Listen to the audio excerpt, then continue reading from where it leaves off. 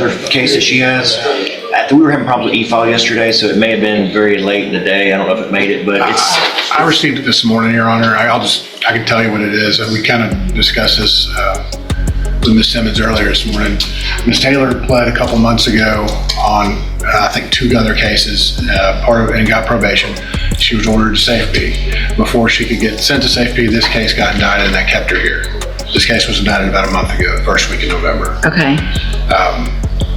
Offense date of March predates what we did before. Predates it. Okay. It was part of the backlog and testing for the lab. Yeah, and so the agreement on this one is to run concurrent with what she's doing, which I think this is a 10-year deferred, concurrent with what she's already doing.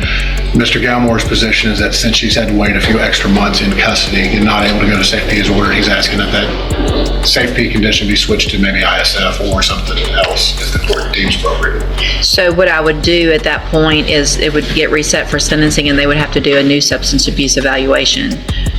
If you want me to, I need probation's input.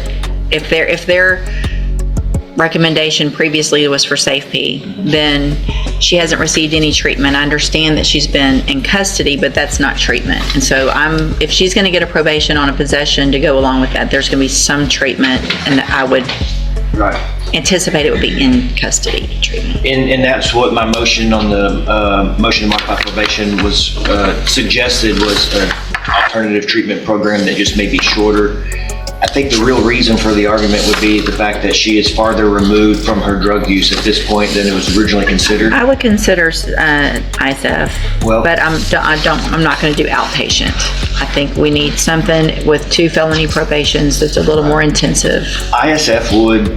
The shorter ISF program would probably be about the same amount of time that was originally planned for her to be in custody anyways. Right. And so that was one of the requests that my motion made in the motion to modify, and then we left the treatment plan on this plea up to the court. So is there any reason to get even an updated pre-sentence report? I can just go ahead and do all of this. She's been in custody this whole time, so there's nothing that's been changed. Right. I know of no major disciplinary problems or anything like that, so I would ask the court to go forward today. Okay, all right, let's take care of the new case, and then we'll discuss the modification. Then, you're Melissa Taylor. Yes, ma'am. And Mr. Galmore, will your client waive the formal reading of the indictment? Sure, Your Honor. Ms. Taylor, in cause number 25, DCCR 1693, you're charged with a third-degree felony offense of possession of a controlled substance from March 9th of 2025, and how do you plead to that charge? Guilty. Are you pleading guilty freely and voluntarily? Yes, ma'am. And because you did what they charged you with? I have here on the tablet some documents that have your signature on them that the state has marked as exhibit number 1. Before you signed these, did you go over them with Mr. Galmore? Yes, ma'am. Do you fully understand them? And do you understand, if I follow the agreement that you made with the district attorney, that you'll be waiving or giving up any right to appeal? Yes, ma'am. And the agreement is for a 10-year deferred probation. Is there no fine on this one? I'm okay with waiving the fine. All right, there would be no fine on this case, and you would be required to follow all of the rules and conditions of probation, which, as you guys have said, is unagreed as to treatment, but that we've talked about. What I'm inclined to do is the substance abuse track of the ISF program. Is that your understanding? And do you also understand, if you're not a U.S. citizen, that a plea of guilty or no contest may result in your deportation, exclusion from admission to the country, or denial of naturalization under federal law? State tenders number 1. Objection. It's admitted. Any evidence that Ms. Taylor is not competent? No, Your Honor. All right, ma'am, I'm going to find that you entered your plea of guilty freely and voluntarily. Find that you're mentally competent and you understand the nature and the consequences of that plea. I am going to waive the pre-sentence report. I'm going to find sufficient evidence to find you guilty. However, I'm going to follow the agreement that you made with the district attorney and defer all proceedings for a period of 10 years. You're ordered to follow all of the rules and conditions of probation, which include entering and successfully completing the substance abuse track of the ISF program. In addition, as your follow-up treatment, when you get out, you will be required to enter and successfully complete the JCDI program. So you're going to get out, you'll have all the tools. You're going to get tools while you're in custody. You're going to get out, you're going to have even more tools so that you can be successful and get off drugs for good be a productive member of society, and not end up with felony convictions on your record and going to prison. And if you do all of that, just like we talked about in the other case, this is a great opportunity because you don't have the conviction on your record. If you successfully complete the probation, the case will be dismissed. You'll never have a felony conviction.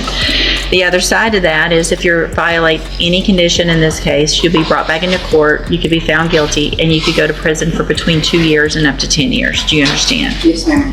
All right, I'm handing you, in that case, the trial court certification that shows that this was an agreement that I followed, so you waived your right to appeal. Yes, ma'am? May I speak? Let me, hold that just a second. Let me take, because I'll get sidetracked and then I won't do what I need to do legally. So now, for probation in cause number 24, DCCR 2311, I am going to grant that motion to modify the probation order to change that from SafeP to ISF, substance abuse with JCDI as aftercare. Will you give me the call numbers? 24 DCCR 2311. Judge, I think there may also be another probation that she's on, a different cause number. I'm not sure. I thought we pled her to a state jail and a Can y'all look, higher level please? felony. I just don't want, I don't want to get skipped over if there's nothing. If she's on probation for more than that one, if there is another, and then the same order goes for all. If it was SafeP, that can be No, just this one or two. switched from SafeP to ISF substance abuse with JCDI as a. The problem is if it's a. Do y'all think there's one? Because it might be the time that she's on probation could be an issue. Okay. I could be wrong. Okay, we'll double check it. If she is, that'll be a condition. It'll be switched from SafeP to ISF also. Okay, yes, ma'am. Yes, ma'am. So I have been incarcerated for the last 8 months in Jefferson County Correctional. During the last 8 months, I've had a trustee position for 6 of those 8. There are no programs for rehabilitation for women like myself that spend 8 to a year incarcerated. There are none. The completed literature that I put down, I went out of my way to obtain that, get those shipped in to me, to reach out to an outside sponsor to review my packets that I went through. I have, whether you go to a 9-month program, a 6-month program, or a 3-month program, the desire of the individual to change and putting these into application are what actually creates lasting change. Otherwise, they're just books that I've read. Sure. If you can ask me anything about these books and I can tell you how I've changed and how they've changed me and what they've done. I realize that my addiction is a terminal disease that will kill me. And it is a lifelong recovery process. And that if I don't completely abandon myself to my higher power in a recovery program for the rest of my life, that I will end up in prison or dead. I don't have any more options. I agree that I will most likely learn something from ISF. I will learn from any program that I'm ever put against. But I am begging you with the effort that I took, seeing that there's no options for female inmates other than an AA program every other week at best. We sit in there and we eat and we gain weight and we watch movies and it's a vicious cycle. I understand the triggers and what made me relapse. I have a phenomenal support system, and I am willing to go so far to say that if you give me the COLA program, and if I fail, take this all away and put me in prison for 5 to 10 years. Don't have it an option.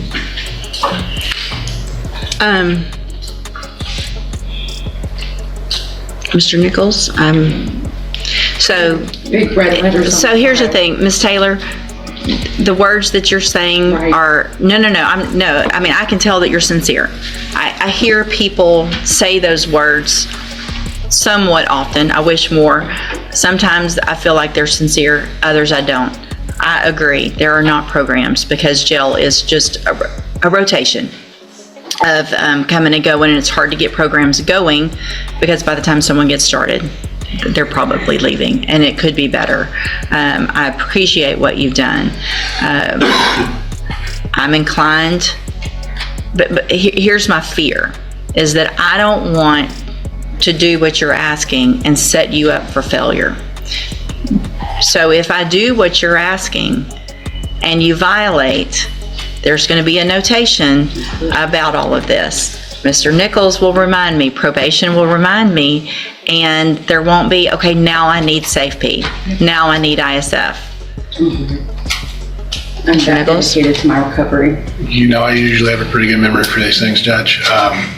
If the court wants to give her that shot, I don't want to have to revoke her. I want her to be successful. I've read what she provided the court. I know it's impressive, the work she's done for herself while in jail.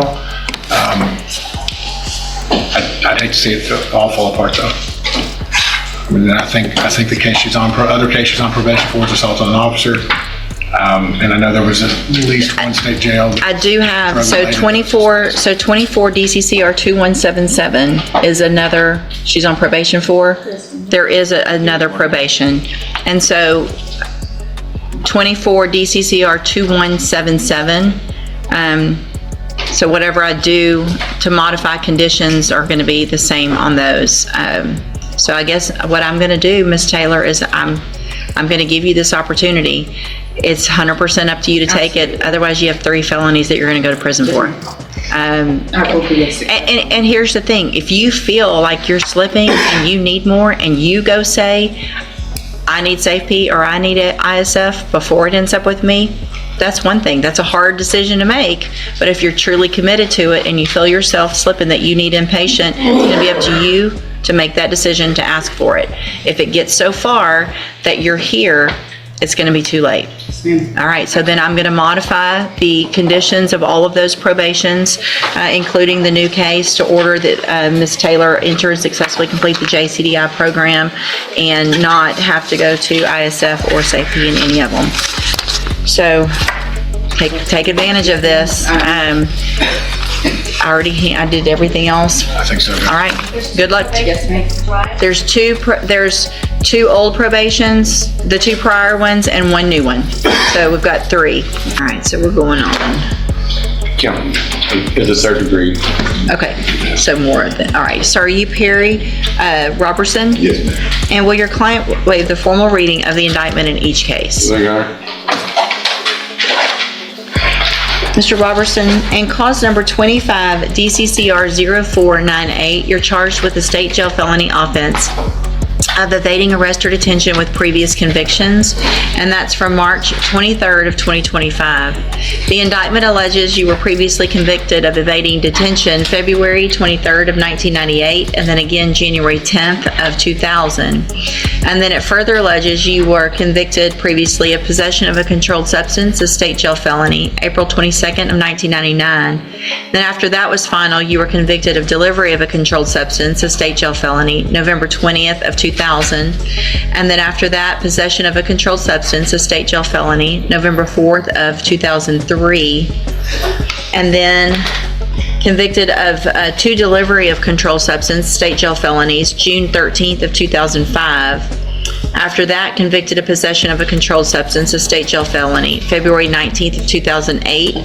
Again, convicted of possession of a controlled substance, a state jail felony, April 12th of 2010. And unauthorized use of a motor vehicle, January 7th of 2010.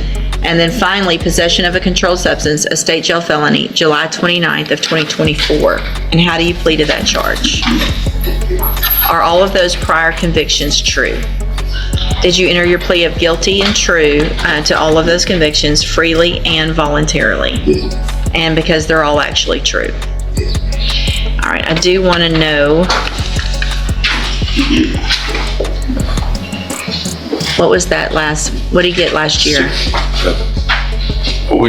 Possession of a controlled substance, July 29th, 2024. Cause number 24, DCCR 0025. State jail. State jail. State jail time. Yes. Okay. You ever been to TDC on any of these cases?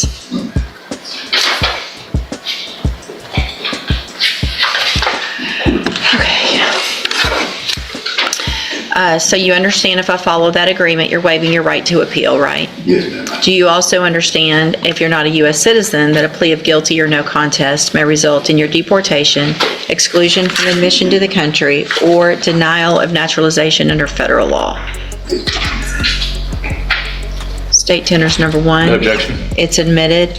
Is there any evidence that Mr. Robertson is not competent? No, Your Honor.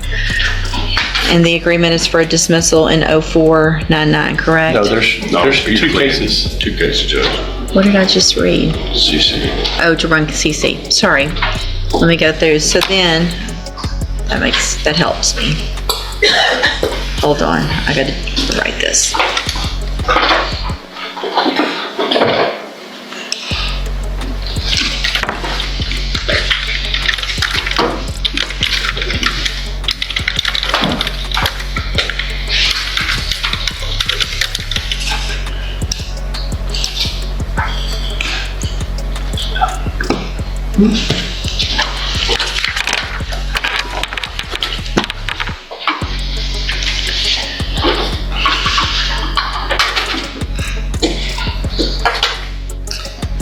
All right, in clause number 25, DCCR 0499, you're charged with, give me a second, the state jail felony offense of burglary of a building from March 7th of 2025. This indictment alleges all of those same prior convictions that I read out previously. And how do you plead to this charge? And again, are all of those prior convictions true? And are you entering your plea of guilty and true in this case freely and voluntarily? State tenders number one in that case as No well. objection. It's admitted. Any evidence that Mr. Robertson's not competent? No, Your Honor. All right, sir, I'm going to find in each of your cases that you entered your pleas of guilty and true freely and voluntarily. Find that you're mentally competent and you understand the nature and the consequences of those pleas. Find sufficient evidence in each case to find you guilty. And cause number 25, DCCR 0498, find you guilty of the state jail felony offense of evading arrest or detention with previous convictions. Find those prior convictions true. Sentence you in accordance with your agreement to a term of 5 years in the institutional division of the Texas Department of Corrections. You will receive credit on that sentence for any time that you've been in custody that the law gives you the right to receive. In cause number 25, DCCR 0499, also find that you entered your plea of guilty freely and voluntarily and those pleas of true. Find sufficient evidence to find you guilty, and at this time find you guilty. Find those prior convictions true. Sentence you in accordance with your agreement to a term of 5 years in the institutional division of the Texas Department of Corrections. You will receive credit on that sentence for any time that you've been in custody that the law gives you the right to receive. I'm handing you in each of those cases the trial court certifications that shows these were agreements that I followed, and so you've waived your right to appeal. They will run concurrently, which means together at the same time. I've also handed you a written admonishment regarding your ineligibility to possess a firearm or ammunition. Because of the judgments entered against you, you're ineligible under Texas law to possess a firearm or ammunition. Possession of a firearm or ammunition could lead to charges against you. Firearm is a legal term, and you should read that written admonishment I provide you to see what devices qualify as a firearm. If you have questions about the laws that make you ineligible to possess a firearm or ammunition, or about how long that lasts, you can talk with Mr. Parker. All right, good luck to you, sir. You go back with Bailey.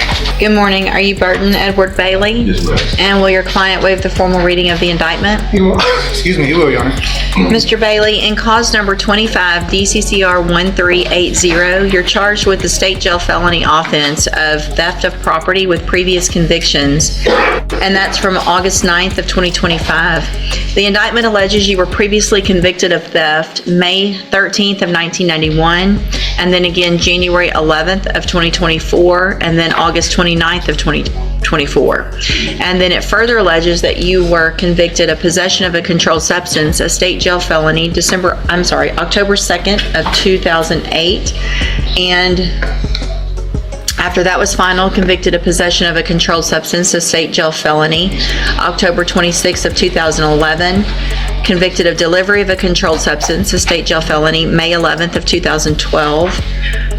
Convicted of possession of a controlled substance, a state jail felony, October 5th of 2018.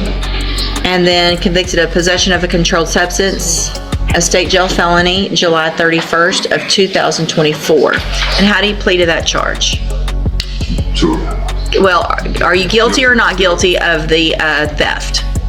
Guilty. Okay, and are all of those prior convictions true that I read out? Yes. All right, did you enter your plea of guilty and true freely and voluntarily? And did you plead guilty and true because you actually did what they've charged you with? Yes. I have here on the tablet some documents that have your signature on them that the state has marked as exhibit number 1. Before you signed these, did you go over them with Mr. Rojas? Yes. Do you fully understand them? Yes. I need to know what some of those prior punishments were. I feel like this is incredibly low for that amount of criminal history. I'll let you know, Judge, that we took into account, sure, prior with me, but we took into account, and Mr. Rojas can speak to this, the nature of the underlying offense, a theft of clothing and cleaning supplies, Your Honor, from a, I forget the name of the establishment, but nevertheless, to answer the court's question, well, here, I'll just give you this. Well, let's start with the last one from just July of a year ago, 2024. 77 days on that particular charge. Okay. And then that's the only Jefferson County. We've got some Tarrant County. In the interest of full disclosure to the court, it does have a 1994 federal conviction for what they term or refer to as take motor vehicle by force. He did 140 months on that. And then on his supervised release, when he was released from that 140 month sentence, his supervised release was revoked to a 10-month sentence, Judge. Again, the state's thinking was the underlying nature of it. No, I understand that. I just, do you know the Tarrant County? What year was that? The 18, there's one from 18. I'll show a POCS from 2018. He did 6 months in jail. Okay. Probably state jail. Yeah, they were all state jails, so it's, He does have one real felony that did 5 years on. That was back in 1991, Judge. It's an old. That's right. okay, That and the federal case are the only substantial time he's got. okay. All right, Mr. Bailey, do you understand if I follow the agreement that you've made with the district attorney that you will be waiving or giving up any right to appeal? Yes, ma'am. Do you also understand if you're not a U.S. citizen that a plea of guilty or no contest may result in your deportation, exclusion from admission to the country, or denial of naturalization under federal law? State tenders number 1. No objection. It's admitted. Any evidence that Mr. Bailey is not competent? No, Your Honor. All right, sir, I'm going to find that you entered your plea of guilty and true freely and voluntarily. Find sufficient evidence to find you guilty, and at this time find you guilty of the state jail felony offense of evading arrest with previous convictions. Find all of those prior offenses true. Sentence you in accordance with your agreement to a term of 4 years in the institutional division of the Texas Department of Corrections. You will receive credit on that sentence for any time that you've been in custody that the law gives you the right to receive. I have handed you the trial court certification that shows this was an agreement that I followed, and so you have waived your right to appeal. I also handed you a written admonishment regarding your ineligibility to possess a firearm or ammunition. Because of the judgment entered against you, you're ineligible under Texas law to possess a firearm or ammunition. Possession of a firearm or ammunition could lead to charges against you.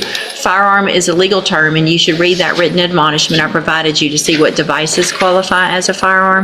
If you have questions about the laws that make you ineligible to possess a firearm or ammunition, or about how long that lasts, you can talk with Mr. Rojas. All right, good luck to you, sir. You can go back with the bailiff.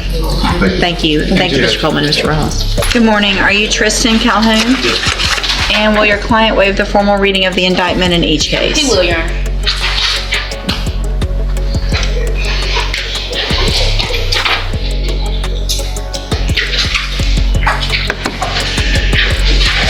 Mr. Calhoun, in clause number 25, DCCR 1216, you're charged with the second-degree felony offense of aggravated assault with a deadly weapon from August 2nd of 2024. And how do you plead to that charge? Guilty. Are you pleading guilty freely and voluntarily? And because you did what they charged you with? And then in clause number 25, DCCR 1217, you're also charged with the second-degree felony offense of aggravated assault with a deadly weapon from August 2nd of 2024. And how do you plead to that charge? Again, are you pleading guilty freely and voluntarily? And because you did what they charged you with? Bless you. I have here on the tablet some documents that have your signature on them in each of these cases that the state has marked as exhibit number 1. Before you signed these, did you go over them with Ms. Holmes? Yes. Do you fully understand them? Yes. And do you understand if I follow the agreements that you've reached with the district attorney's office, you will be waiving or giving up any right to appeal? Yes, ma'am. So you can't change your mind if I follow the agreement, you understand? Yes, ma'am. And it looks like the agreement that you've reached in each of the cases is for 7-year deferred probations.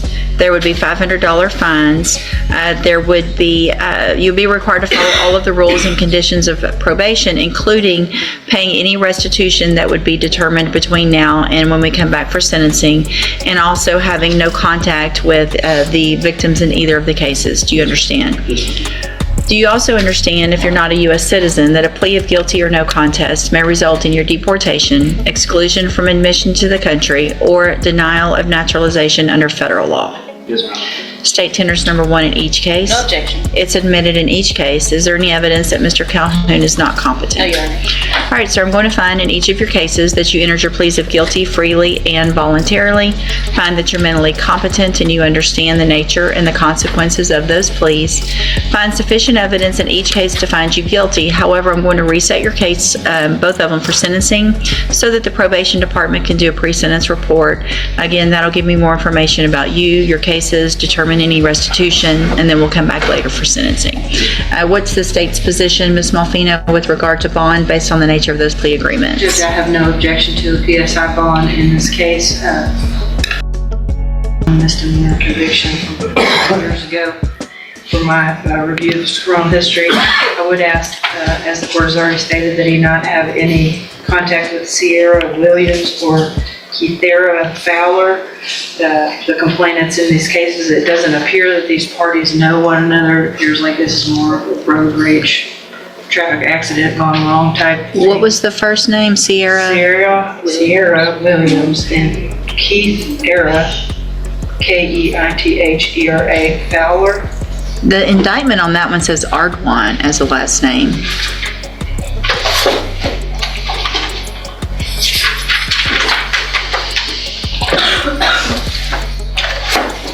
Yeah, that's the 1217.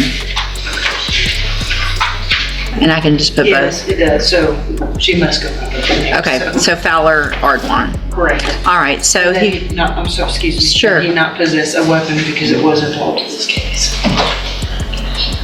I will put together the necessary documentation for their medical restitution, assist PSI. all right. I think the car was still there. They're alleging the car. The motor vehicle, They're alleging the car was still there. let me look at the probable cause. There's a, They're- yeah. I can't read this. I'm printing something real quick. Yes, ma'am. So what I'm going to do while I'm printing that is, Mr. Calhoun, I'm going to reduce your bond in each of these cases to $1,000. If you make those bonds, a condition of those bonds are that you obviously have no contact or communication with Sierra Williams or Keithera Ardwan Fowler. Give me just a second.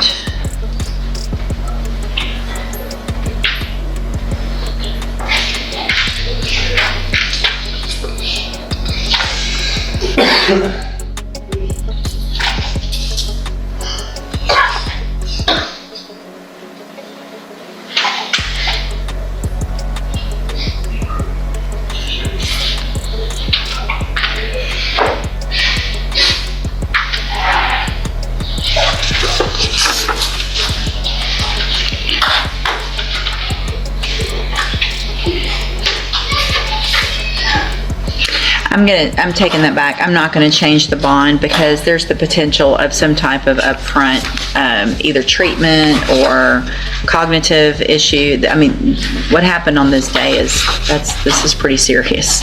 Yeah, and so the bonds are going to remain the same. I'm not going to reduce those bonds. We'll see what the probation, what that report comes back, and if I feel like there's anything that is necessary or would be helpful for you to be able to make better decisions, be successful in the probation, then I'll order that at this time, but I'm not going to reduce the bonds based on what happened that day. All right, you can go back with the bailiff. Good morning, you're Donnie Williams. And Mr. Parker, will your client waive the formal reading of the motions in each case? Yes, Your Honor. Mr. Williams? The charges are all the same in each case, Judge. Yeah, I gotta go through them. Okay. In cause number 22-40823, I have a first amended motion to revoke your community supervision. Shows that you were placed on probation February 13th of 2023 for forgery of a financial instrument, a state jail felony. That was a 2-year sentence that was probated for 5 years. Is that correct? And in cause number 22-41018, I also have a first amended motion to revoke your community supervision.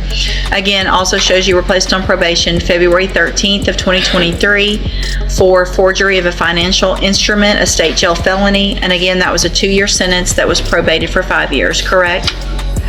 And then cause number 22-41019, also have a first amended motion to revoke your community supervision. Also shows you were placed on probation February 13th of 2023 for forgery of a financial instrument, a state jail felony. That was a 2-year sentence that was probated for 5 years. Is that also correct? Speak up, please. Thank you. All 3 of these motions allege that you violated your probation. Count 1 alleges in each case that you failed to report as directed to the probation department December of 2024 and January of 2025. And is that true or not true? True or not true? True.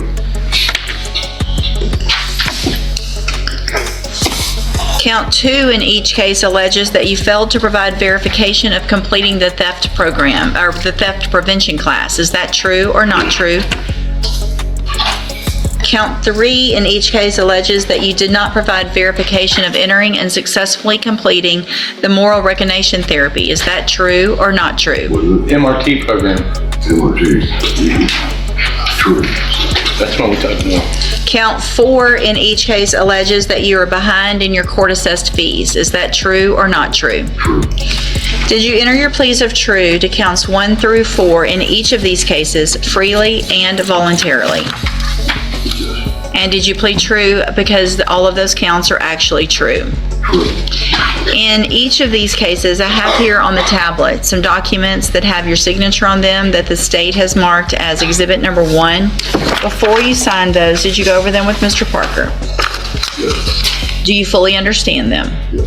And do you understand, if I follow the agreements that you've made with the district attorney, that you will be waiving or giving up any right to appeal? State tenders number 1 in each case. Objection. It's admitted in each case. Is there any evidence that Mr. Williams is not competent? No, Your Honor. All right, Mr. Williams, in each of your cases, I'm going to find that you enter your pleas of true to counts 1 through 4 freely and voluntarily. Find those counts true. Find sufficient evidence in each case to revoke your probation. In cause number 22-40823, revoke that probation, reassess your punishment in accordance with your agreement to a term of 12 months in the state jail prison. You will receive credit on that sentence for any time that you've been in custody that the law gives you the right to receive.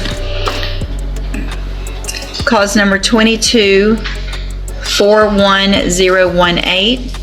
Find sufficient evidence to revoke your probation, and at this time revoke your probation, reassess your punishment in accordance with your agreement to a term of 12 months in the state jail prison. You will receive credit on that sentence for any time that you've been in custody that the law gives you the right to receive. And then in cause number 22-41019, find sufficient evidence to revoke your probation, and at this time revoke your probation, reassess your punishment in accordance with your agreement to a term of 12 months in the state jail prison. You will receive credit on that sentence also for any time that you've been in custody that the law gives you the right to receive. These cases will run concurrently, which means together at the same time. I'm going to hand you the trial court certifications in each of these cases that shows these were agreements that I followed, and so you've waived your right to appeal. When you entered your pleas in these cases, I went over with you the fact that you're ineligible under Texas law to possess a firearm or ammunition. I'm attaching a copy of that because of the judgments. You are ineligible to possess a firearm or ammunition, and if you have questions about that, you can read that document or talk to Mr. Parker. All right? Good luck to you, sir. You can go back with the bailiff. Thank you, Judge. Thank you. How do you say your first name? ISIS. Isis? And your Isis Traddles? And Mr. Parker, will your client waive the formal reading of the indictment? She will, Your Honor. Oh, I get you. I got her.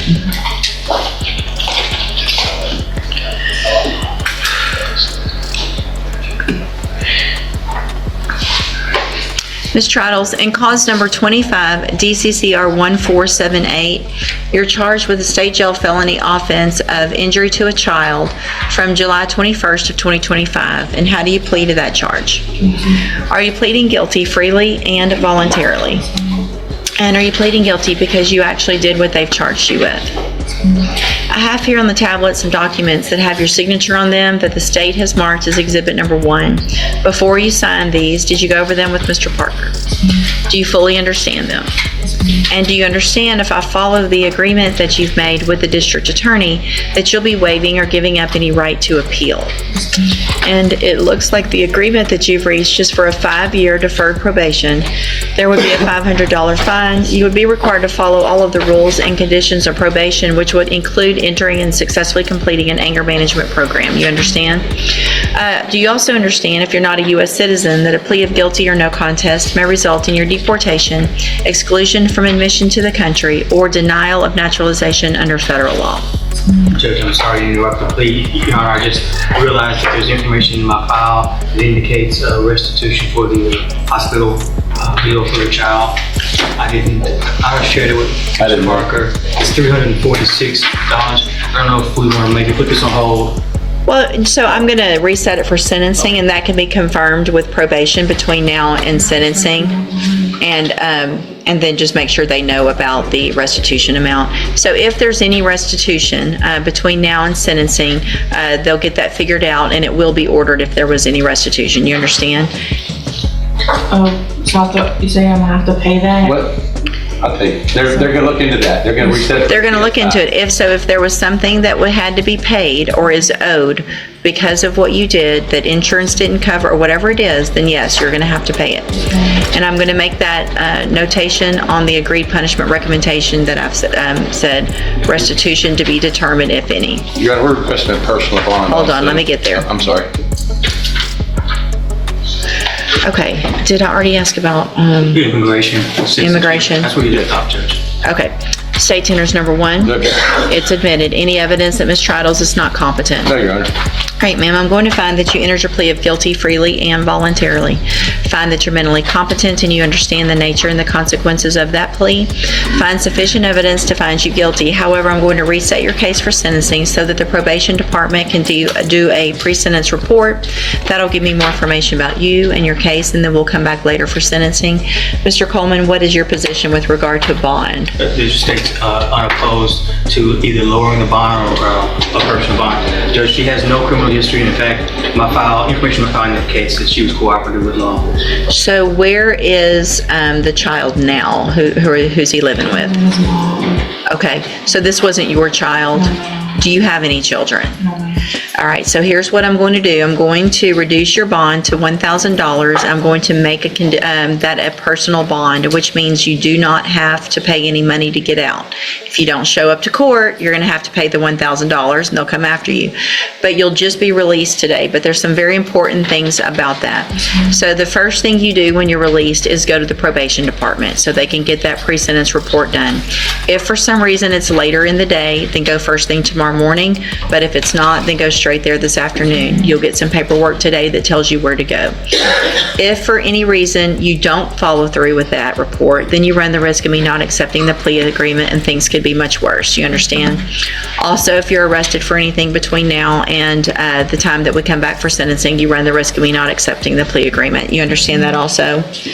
And then finally, between now and sentencing at least, I am going to order that a condition of your bond is that you not have any unsupervised contact with any child under the age of 18.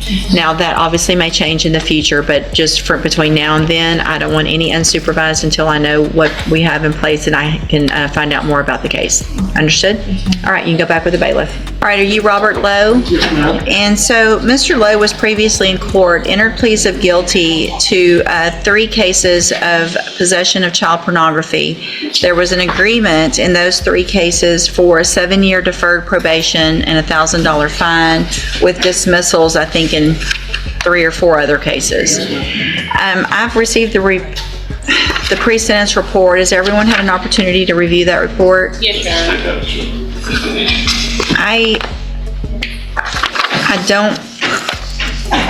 I feel like this is different from some of these types of cases because Mr. Lowe was actually involved in creating with his own family member victim who was very young, 5 years old. So this wasn't I downloaded something and didn't realize what I was downloading. This is very different. This is a family member that was victimized because of this. Don't talk right now, okay? And so for those reasons, I do not feel comfortable accepting deferred probations in these cases. So I'm going to reject those plea offers. I don't know, honestly, I haven't thought more about what I would be amenable to other than potentially just letting a jury decide. I'll reset it one time. You guys negotiate, see where you are on it. And if you come up with something, you can contact me. Otherwise, we'll get rejections and get his cases set for trial and let a jury decide one way or the other. Okay? I'm just not comfortable with this at all. You can go back with the bailiff. But I already signed for probation. I don't have to accept your probation. I wasn't told that. Yeah, you actually were, because we reset your case for sentencing. And here's the thing. It doesn't matter if you were or not. I'm not accepting the plea agreements. Okay? There's nothing you can do at this point other than Ms. Holmes will be out there to visit with you about any other options. And if you don't like those options, or if I don't like those options, then ultimately that's what a jury is for. If everyone can't agree, and then we get a jury to come in and determine if you're guilty and what the punishment is if you are found guilty. Okay? So let's see where we're. I'm not going to consider any bonds at this time. Yes, Your Honor. I just, his mother is here, and so, but just for the record, because I have spoken with her on several occasions, as well as with Mr. Lowe. They did keep asking me if he would get out today, and my response to both of them was that it's up to the judge at the end of the day. So thank you, Ms. Holmes. that yesterday, Yes, ma'am. when I visited with you, Yes, ma'am. and I told that to your mother, Yes, that ma'am. ultimately it's up to the court on whether you would be released today and placed on probation. Yes, ma'am. Thank you, Ms. Holmes. You can go back with the bailiff. I can't say nothing else. It's probably not wise right now. Okay? Go back with the bailiff.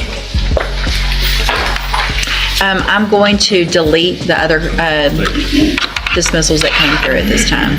Good morning, you're John Dre Willis, and this is 25 DCCR 1048. Mr. Willis is charged with burglary of a habitation. What is the announcement? Judge, I can. Okay. he was here on October 21st. The complainant in this case signed a non-prosecution affidavit. She came to court that day, and during the pendency of the court process, she got my attention. We went to the back, and she said, I changed my mind. I don't want to do it. I want him to be held some kind of responsible.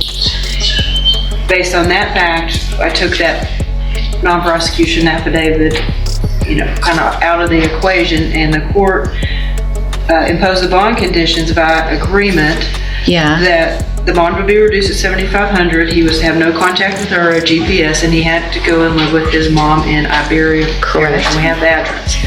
He has obviously not made that bond in the interim 6 weeks or so.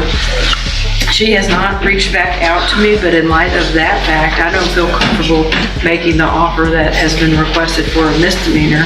I would be willing to offer a felony probation with the same conditions pending a PSI. I just think a PSI would be important. I've tried to call her this morning with no answer. I can either make that offer pending a PSI, or I could ask you for 1 week and see if I can get a hold of her. I just don't want her to feel blindsided by it because she's gone back and forth. I'm not saying that she hasn't gone back and forth, but I think there needs to be some things in place. There was also a gun involved. We were able to determine that she actually found it, and it was not as big of an issue as we had initially thought, which is why my willingness to make the felony probation offer. I just think that's in my best interest. So why don't we do this? I mean, I did reduce that bond. I found that. Let's reset it to next Tuesday. See if you can get in touch with her, if that changes anything with regard to any agreements. And if it doesn't, then I would potentially reconsider that bond number to something that he was able to make with those same conditions. I think that would be proper for everyone's safety, but we could make the same conditions with a lower bond. So let's reset it to next Tuesday, and we'll see what the state finds out. Okay? We'll see y'all next week. Okay. You're Derek Williams. And Mr. Lewis, will your client waive the formal reading of the indictment? He does, Judge. So we're going to go through the indictment again because it's required. Mr. Williams, you're charged with the state jail felony offense of evading arrest or detention with previous convictions, and that is from August 14th of 2025. The indictment alleges you were previously convicted of evading detention June 4th of 2007. It further alleges that you were convicted of burglary of a habitation with intent to commit theft, a second-degree felony, February 1st of 2006. And after that was final, you were convicted of aggravated assault with a deadly weapon, a second-degree felony, December 10th of 2009. How do you plead to that charge? And are those prior convictions true? And did you enter your plea of guilty and true freely and voluntarily? And because you actually did what they've charged you with. I have here on the tablet some documents that have your signature on them that the state has marked as Exhibit Number 1. Before you signed these, did you go over them with Mr. Lewis? Do you fully understand them? I do. And do you understand, if I follow the agreement that you've made with the district attorney, that you will be waiving or giving up any right to appeal? I do.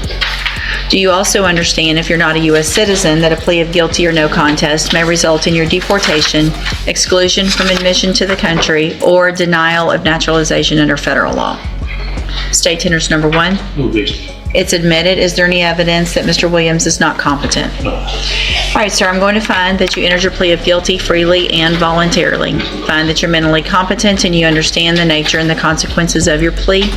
Find sufficient evidence to find you guilty, and at this time find you guilty of evading arrest or detention with previous convictions. Find those other 2 prior offenses true. Sentence you in accordance with your agreement to a term of 4 years in the institutional division of the Texas Department of Corrections. You will receive credit on that sentence for any time that you've been in custody that the law gives you the right to receive. I have handed you the trial court certification that shows that this was an agreement that I followed, and so you've waived your right to appeal. I I have also handed you a written admonishment regarding your ineligibility to possess a firearm or ammunition. Because of the judgment entered against you, you're ineligible under Texas law to possess a firearm or ammunition.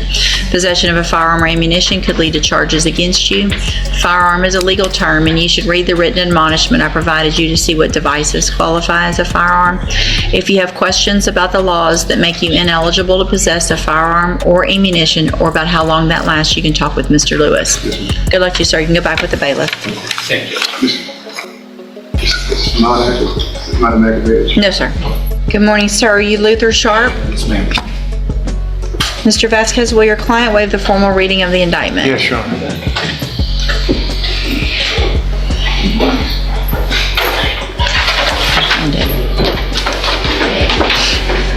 Mr. Sharp, in cause number 25, wait, are we going on count one? Count one, Your Honor. All right, hold on, let me, get that done.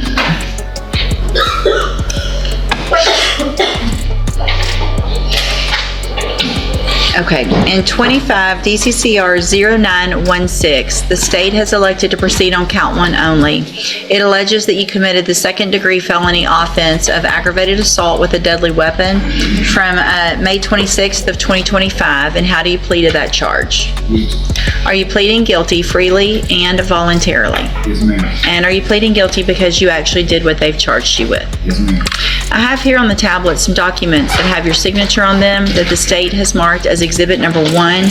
Before you signed these, did you go over them with Mr. Vasquez? Yes, ma'am. Do you fully understand them? Yes, ma'am. And do you understand, if I follow the agreement that you've made with the district attorney, that you will be waiving or giving up any right to appeal? Yes, ma'am. And it looks like the agreement that you've reached is for a cap of 15 years in prison, which means you're leaving your punishment up to me. And as long as I don't give you more than 15 years in prison, you can't appeal that. I can give you 15, I can give you less. It'll all be determined on the evidence and information that I receive at a sentencing hearing. You have an absolute right to have a jury come in and do two things. The first is to determine if you're guilty or not. And then the second is, if they find you guilty, then you could leave your punishment up to them. If we go forward this way, you're waiving that right, and is that what you want to do? Yes, ma'am. Also, part of that agreement is that the state would dismiss cause number 25. Y'all wrote C, but I think you meant DCCR. That's correct, Judge. DCCR 0917. Is that your understanding? Yes, ma'am. Do you also understand, if you're not a U.S. citizen, that a plea of guilty or no contest may result in your deportation, exclusion from admission to the country, or denial of naturalization under federal law? Yes, ma'am. State tenders number 1. No objection. It's admitted. Is there any evidence that Mr. Sharp is not competent? No, Your Honor. All right, sir, I'm going to find that you entered your plea of guilty freely and voluntarily. Find that you're mentally competent and you understand the nature and the consequences of your plea. Find sufficient evidence to find you guilty. However, I'm going to reset your case for a sentencing hearing, and so the probation department can do a pre-sentence report. We'll come back later for sentencing. Anything that you think is important for me to know, get that information to Mr. Vasquez, and he'll present it to me on your behalf when we come back. All right, you can go back with the bailiff. Your Honor, can I speak? Sure. Would the court consider a bond reduction? Not with a cap of 15 years in prison. Good morning. Are you DeMarcus Senegal? Yes. And will your client waive the formal reading of the motion? You will, Your Honor. Mr. Senegal, in cause number 20-33924, I have a motion to revoke your community supervision. Shows that you were placed on probation November 30th of 2020 for the offense of deadly conduct discharging a firearm, a third-degree felony, and that was a 10-year term in prison that was probated for 6 years. Is that correct? It alleges that you violated your probation. Count 1 alleges that you provided a urine sample June 2nd of 2025 that tested positive for cocaine. And is that true or not true? True. Count 2 alleges that you provided a urine sample July 3rd of 2025 that tested positive for cocaine. Is that true or not true? True. Count 3 alleges that you provided a urine sample August 14th of 2025 that also tested positive for cocaine. Is that true or not true? And then count 4 alleges that you're behind in your court-assessed fees. And is that true or not true? Did you enter your pleas of true to counts 1, 2, 3, and 4 freely and voluntarily? Yes. And did you plead true to those counts because they're actually true? I have here on the tablet some documents that have your signature on them that the state has marked as exhibit number 1. Before you sign these, did you go over them with Mr. Parker? Do you fully understand them? And do you understand, if I follow the agreement that you've made with the district attorney, that you will be waiving or giving up any right to appeal? State tenders number 1. No objection? It's admitted. Any evidence that Mr. Senegal is not competent? No, Your Honor. All right, sir, I'm going to find that you entered your pleas of true to counts 1, 2, 3, and 4 freely and voluntarily. Find those counts true. Find sufficient evidence to revoke your probation, and at this time, revoke your probation. Reassess your punishment in accordance with your agreement to a term of 4 years in the Institutional Division of the Texas Department of Corrections. You will receive credit on that sentence for any time that you've been in custody that the law gives you the right to receive. I have handed you the trial court certification that shows this was an agreement that I followed, and so you waived your right to appeal. I also handed you a written admonishment regarding your ineligibility to possess a firearm or ammunition. I may have gone over that with you, but I don't think I started that in 2020. But because of the judgment entered against you, you're ineligible under Texas law to possess a firearm or ammunition. Possession of a firearm or ammunition could lead to charges against you. Firearm is a legal term, and you should read that written admonishment I provide you to see what devices qualify as a firearm. If you have questions about the laws that make you ineligible to possess a firearm or ammunition, or about how long that lasts, you can talk with Mr. Parker. All right, good luck to you, sir. You can go back with the bailiff, and thank you for being here for probation as well. All right, sir. You're Derek Williams, right? Mr. Williams, you were given an opportunity to visit again with Mr. Lewis about what your position is with regard to what we went through. The possibility, if you go to trial, is potential for 2 to 20 in prison if you're found guilty, and that the state had offered a 4-year term if you wanted to enter a plea of guilty. And so, what do you want to do? I'll try. You want to go to trial. So there's a rejection that you need to sign with Mr. Lewis. Y'all get that signed. I'll call you right back up here and we'll get your case set for trial. I do want to make sure you understand, though, I know we already went over this, that this offer will not be accepted after today. If you're not guilty, that's fine. That's what juries are for. But I don't want you to think by putting this off, you're going to get some better deal. Okay. All right. I'll hold it while y'all do that. I'm sorry? I was hoping to reach a plea deal today. Well, the offer is what the offer is. Understood. Okay. Yes. All right. Y'all do that rejection, and then I'll take care of it. Mr. Galmore, you've got Melissa Taylor. Mr. Sharp, I want to make sure that you understand and know that I receive, the district attorney's office receives, your attorney will receive all of your disciplinary incident reports from the jail. I have 11 pages of them. So if you think you're going to come in and ask me for any type of consideration on that plea, my suggestion is between now and when you come back, I don't have any more added to this. Yes, ma'am. I don't have to take the 15 years. Yes, ma'am. We could go to trial and you could get work. Emotional hook version. She stood in court not as a criminal, but as someone begging for one last chance. After 8 months behind bars, she claimed she had changed. No programs helped, may had to fix myself. The courtroom went silent. The judge listened, then said something unexpected. You get one chance, fail, and you go to prison. This wasn't just a sentence, it was her final shot at life. 2 suspense version. A felony defendant walks into court. Multiple charges, a history that doesn't look good. The judge considers prison. Then suddenly she speaks. Her voice shaking, she reveals everything. Addiction struggle change. The room freezes. Will the judge believe her or send her away for years? What happens next? No one expected. 3 motivational redemption version. 8 months in jail, no help, no programs, no support. But instead of giving up, she rebuilt herself. She studied, she changed, she fought her addiction alone. Standing before the judge, she said, "My recovery is real." The judge had a choice, punishment or opportunity. And what happened next proves sometimes one chance is all it takes. 4 dark reality version. 3 felony cases. A past filled with mistakes. And a future heading straight to prison. That was her reality until she spoke up. "I know my addiction will kill me." The judge wasn't convinced easily. Because in this courtroom, words aren't enough. Only one decision stood between freedom and years behind bars. 5 dramatic courtroom version. The judge reviewed the file-long criminal history. The sentence could have been prison, but then the defendant interrupts. She tells her story, her struggle, her transformation. The courtroom holds its breath. The judge responds, "I hear you, but I won't set you up to fail." Then comes the final decision, one chance, see no excuses.